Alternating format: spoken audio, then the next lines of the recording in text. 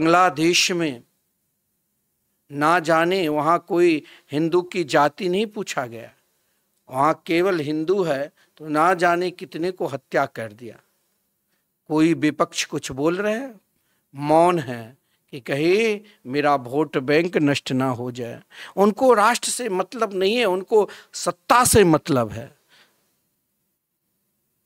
जो केवल सत्ता से के ही भूखे हैं।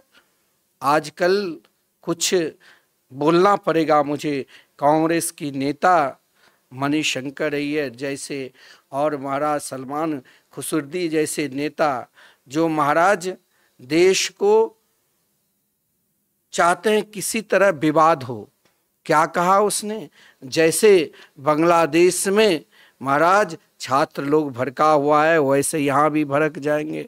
अरे तुम चाहे जिसके हृदय में अपने राष्ट्र के प्रेमी निष्ठा होगी, प्रेम होगा, उससे चाहे आप कुछ बरगला लो, वो बढ़ने वाला नहीं है। उनकी राष्ट्र पहले, तब अपना स्वार्थ पहले।